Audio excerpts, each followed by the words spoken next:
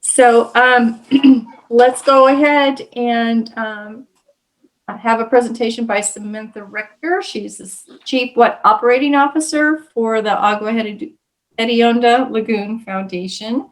Yes. And take it away, Samantha. Okay. Just make sure everyone else is on mute, please, while she presents. Open my PowerPoint.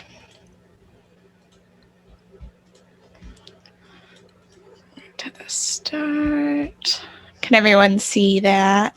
Yes. Okay. I have two monitors, and whenever I do this, it goes on both. So if I'm not looking at the camera, it's because that's why. Okay, good morning, everybody. I gave you guys a little bit of an overview of our mission. I wanted to introduce myself a little bit more on a personal level. I know most of you guys, or a good majority. I've been at the Lagoon for 7 years. Many of you know our CEO, Lisa Rodman, so I've worked with her for 7 years. She's been here 10. Personally, I grew up in Vista, always had an affinity for the outdoors and nature. I graduated from the University of Alabama with a degree in biology and marine science. I'm happy this morning because we won a big football game last night, so that was fun. And how I got here is I came home from school with no idea what I wanted to do. I started volunteering here, and 7 years later, I'm still here. I love it. I love what we do. I love this community. I love the city of Carlsbad. I love the chamber, and it's really nice to further our mission and environmental awareness and sustainability and all of the above. To give you guys a little bit of overview of the Lagoon Foundation, our mission, I won't repeat it. You can also read it. Who we serve, we are open to the public, but we primarily serve families with school-age children. So we have a sweet spot of 4 to 10 here at the Nature Center. We tend to lose their focus in middle school, and then they all come back in high school to volunteer. So we've got a lot of Carlsbad High kids, Sage Creek kids, even their surrounding districts that come and get their community service hours and things like that. We do have an avid volunteer, Bennett Hotchner, who was a recent Carlsbad Chamber of Commerce Rising Star. So he comes every Sunday and inspects the trails, weeds around the garden, and things like that. A little bit of history. So if you look at this picture, and if you were to come to the Discovery Center now, it looks a little bit different. We have a lot of upgrades. Being the sustainability committee, we like to tout our building as a recycled building. It actually came from the planned community of Aviara, more near Bataquitos Lagoon and just to the south of us. Our president at the time, Bob Richards, he said, hey, we can take this. The Aviara planned community didn't have a use for it. So it was actually trucked across Faraday and what is now Faraday, it wasn't actually Faraday yet, in 3 different sections and put back together on this land. This land was actually donated to us from the Kelly family, which Kelly Elementary is also named after. And so we got the land, we got the building, and that was kind of our humble beginnings. If anyone doesn't know what Caulerpa taxifolia is, it was a killer algae that threatened the lagoon. That is kind of where we got our original funding. We were the fiscal agents for the millions and millions of dollars of federal and state agency grants that came in to eradicate it. Our past board member, Eric Munoz, was the leader behind that, and I know Mike knows him very well. And we were able to have about $100,000 of that really got our exhibits started, our native garden, and our school program started. So Caulerpa taxifolia was successfully eradicated with only body of water that has been successful. It's a very, very invasive strain of seaweed that takes over the entire ecosystem. And it's in Australia, it's in the Mediterranean, and it's really sad what it does. Definitely on the top 100 invasive species. So yeah, a little bit of history there. Last year was our 30th year as a foundation as well. today. So what do we do pre and during and hopefully post COVID? It would be so nice to have you guys here at the Nature Center, just as I believe Jeff had mentioned about Bataquitos. That is the heart and soul of what we do. It is the largest part of our job, keeping the exhibits up to date, the people coming through, the gift shop, and everything like that. But to give you a little bit of an overview, as I mentioned before, our three main initiatives are environmental education. So our school program, when 2019 and 2020 school year was going to go fully, we had 10,599 students booked to come through the school year. That's all of Carlsbad Elementary. That's most of Oceanside, Vista, San Marcos. We've got Fallbrook, Chula Vista even comes down, Solana Beach, Del Mar, one school in Poway. So it was across 13 different districts. Now, when COVID hit, obviously they couldn't come through because we were closed, they were closed. So I think we had about 6,000 of those 10,599 students last year, which was our record high. So we look forward to the days that we can get back to that. And I'm going to go a little bit more in detail in the school program on the next slide.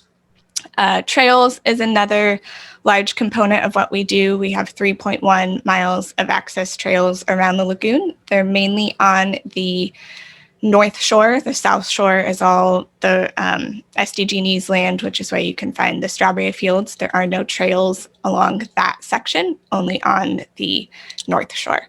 And they do not all connect. It's a goal of ours, but it's a lot of different government entities as well as personal properties owners.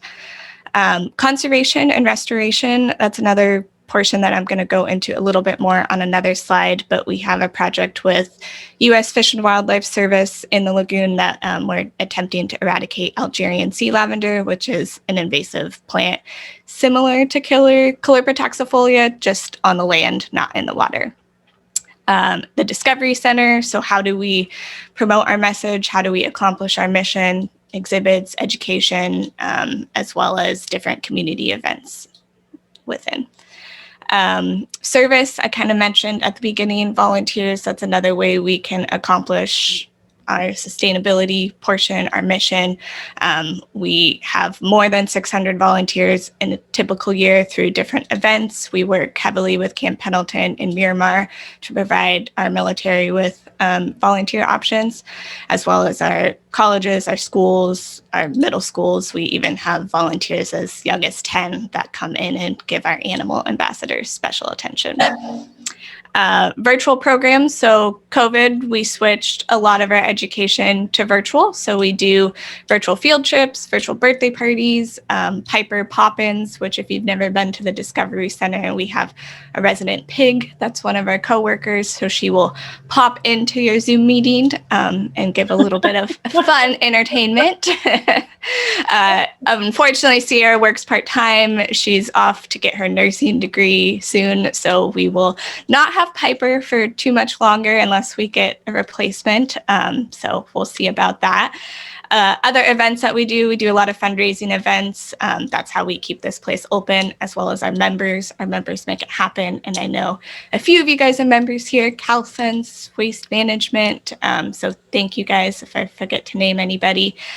Some of our fundraising events are sustainable related, and that's our Laguna Kahuna Team Challenge. And you can give AJ a pat on the back or a clap because CalSense has won it for 2 years in a row. But also the Carlsbad Chamber has participated 2 years in a row, and they have come very close. So that is a corporate cleanup event geared toward businesses. They go out on the lagoon, they pick up trash, they take out weeds, they have fun. Pizza Port sponsors food and beer, and it's a fun day to support your lagoon, support the Nature Center, be active in your community, as well as pick up trash and leave the lagoon better than you found it. This just a little bit of photos here. We've got a pollinator garden. I was mentioning exhibits. That's one of our ways we can promote our message. This was installed by Thermo Fisher Scientific 2 years ago, and we actually released 61 monarch butterflies this summer. So that was a lot of fun and provided a lot of volunteer and intern opportunities. Preschool playdates. This is our most successful education program that we've got running right now. New this year, started in summer, and we've got about 65 different preschoolers. Some come once a day, some come twice a day, all outside. A lot of fun. There's just an overview of the Discovery Center. These are kids that came to our summer camp. Photos of shorebirds on the lagoon. And I just wanted to point out this photo here. I quickly added it in as we were talking. This is our most popular trail view. This is Hub's Trail, which is along the outer section of the lagoon, right across from the 101. We, this weekend, with the help of 4 military members and a few community volunteers, were able to install this 2 cable wired fence. The biggest problem that we have is people don't like to take the trail. They like to cut through the bluff, which kills the plants that are there and causes all sorts of erosion problems. So before, we just kind of had a tattered piece of rope, and now it's a little bit more secure. And that was mitigation grant funding from our Poseidon water. So hopefully that helps our erosion control a little bit. How much time do I have? Academy of Environmental Stewardship. So as I was mentioning before, this is our largest programmatic source. This is our biggest impact. This is our biggest way to get kids excited about nature and sustainability and the environment and caring for it and understanding how to responsibly interact with it. So our biggest effort is in 3rd grade. That's when 11 years ago when it started. That was the grade that the science standards met. So we have a history program within that, which talks about the native Luiseños and how they used our land. Experience today is more about adaptations, and then Honor the Future is about what these kids at their 3rd grade level can do to understand and better leave the environment than how they found it. So same with 4th and 2nd and 7th grade, each program builds upon it, but it also stands alone. So we have a really great relationship with the Carlsbad Educational Foundation that they fund all 3rd grade students to come 3 times a year. So these kids come to the Discovery Center 3 times a year, and they are participating in different rotations, different interactions, and they're building upon their knowledge of how they can better leave the environment. 4th grade's new, it's about 4 years, so not quite as many kids. 2nd grade as well. And then 7th grade, we worked with all of the Carlsbad 7th grade teachers to get this up and running. It was last year. Unfortunately, we only had 1 school that was able to come through because COVID had stopped that. But we're really excited to continue that within the years to come and get a little bit that older kid and a little bit more science and a little bit less crafts into operation. Our 2019-2020 partners, the school program cannot operate without the support of grants and funders. So that's a quick list of everybody that is involved. There's some great photos just of all the kids interacting. The microscopes were donated by Thermo Fisher Scientific, and this is in the 4th grade system. 7th grade as well uses them. Thermo Fisher even comes down about 3 times a year and brings their own lessons and activities. And so it's a really fun day for the kids because they get to ask a scientist anything. The Raptor Institute, which I'm going to talk about after this, they are a large educational partner of ours. You can see there's an owl that's on Danny's hand. The kids light up when they get to see the live animals, which is why we have our animal ambassadors here. It just gives them a little bit larger impact. Abel, native Luiseño American, he comes for the history program. Kids love him. They get a better understanding of the possibly their ancestors. All of our programs are very hands-on. Just from what you can see in the photos, we believe in interaction, and they all go home with different things. So whether it's a rock that they painted or the feather that they dipped in oil and then used Dawn soap to try to scrub it off, it's a token of what they learned here, and hopefully something they can remember and, bring into their everyday lessons. Conservation and restoration, I just wanted to touch because it is one of our main initiatives on our current project. We are working with the U.S. Fish and Wildlife Service to try to eradicate Algerian sea lavender. There is a native sea lavender, so it is not that species. This is a different introduced species. Not much history on it, but it overtakes kind of the mudflat area. So what we're doing is hand pulling as well as putting black tarps down, which works as a solarization process. It kills the Algerian sea lavender. It does not kill the native plants. So we did studies with UCSB, U.S. Fish and Wildlife Service to determine this, and now we are well underway of eradicating it and trying to get as much of it out as possible. The unfortunate thing, it seeds every year, and each little beautiful flower lets out about 1,000 seeds. So it's a never-ending process, but we've got grant funding with them until the end of 2022. So I have a really competent team of interns and volunteers that are able to still go out, because they go out just in pairs of 2 and get this done. See, and this is kind of the photos that you can see of it. It has this beautiful purple flower that flowers and then seeds. This is a post-tarp site, so you can see the red Algerian sea lavender there. This is all, most of it is pickleweed here. There's some spiny rush, some different species, but the natives survive, and then we found through studies 6 months later, it's back to normal. Exhibits, that's one of the main parts that we're able to get our mission out. So just a few to touch on that I thought most aligned with our sustainability committee was our Reptile City and aquariums and touch tanks. They provide in-person interaction, and we use them for all of our virtual education. Kids are excited on a Zoom meeting to see a snake, and they enjoy that. Our native plant garden's got about 100 different species of native plants and exhibits water conservation efforts. Permeability and porosity, we've got some different substrates on the ground that the kids pour water on and see, the difference between grass and turf and gravel and wood and brick and things like that.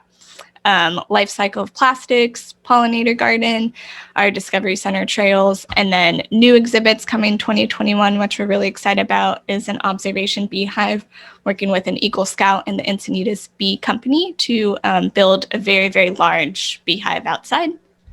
And then our Raptor Ridge on Cannon Road. So the Raptor Institute, which we have partnered with for at least 10 years, he is dissolving. He doesn't like the virtual world. So we are actually taking on 4 native raptor species, an American kestrel, peregrine falcon, screech owl, and one other owl that I can't think of which one.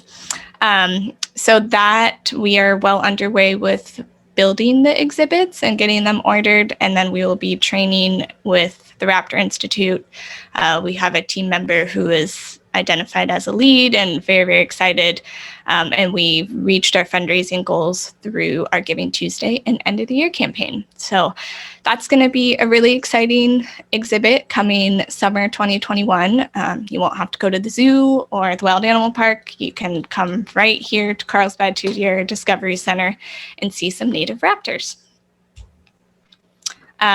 Just everyday sustainable practices that we have, solar panels, we've got LED efficient lighting, use of natural light. I don't have any lights turned on in my office, and I typically don't, just because we've got really large windows here.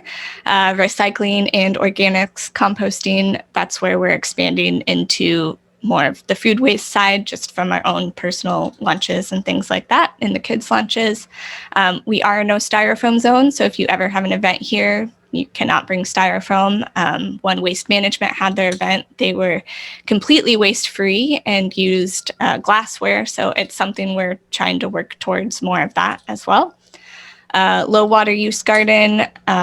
Pretty much anything you might see in my office is from another office that people are like, hey, do you need a computer? Do you need a laptop? Do you need computer chairs? So we end up being almost a recycling center here, and we're very grateful for it. I know tomorrow I'm going to pick up a few items that someone's moving doesn't want, and we will take it. So paint, art supplies, cardboard, we find a way to reuse it.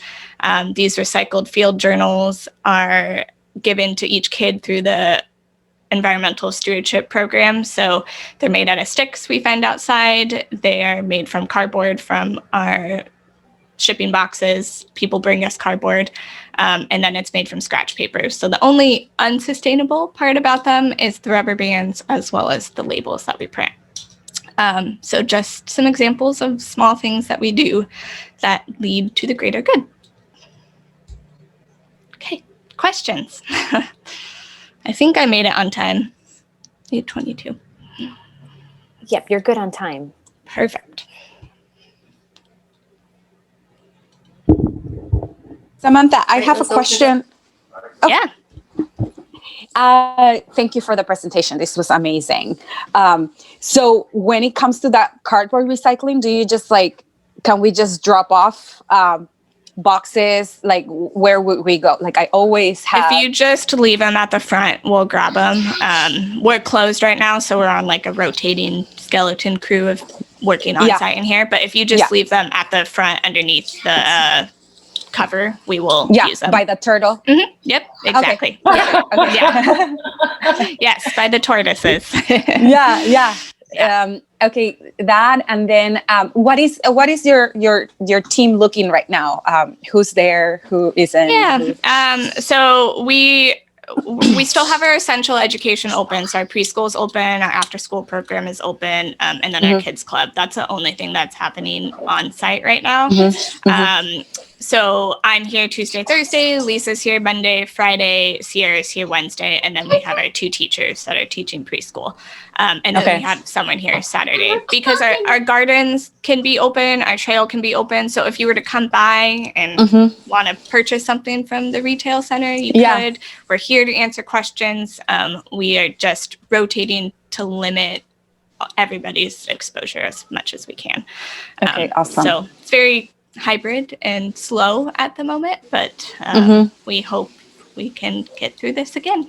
No, of course. Thank you. Yeah, no, you guys were saving grace for at least for me and my family, because when everything is shut down, you always have like a nice trail, and I've certainly made good use of kind of stopping by even for just a second. And thank you very much. Yeah, and other things, besides cardboard, we do egg cartons because we use them in all the crafts for the kids. Different like water bottles, milk cartons, things like that we reuse for different types of activities. So if you ever have it and you're like, maybe I'll take it, just leave it at the front and someone will grab it.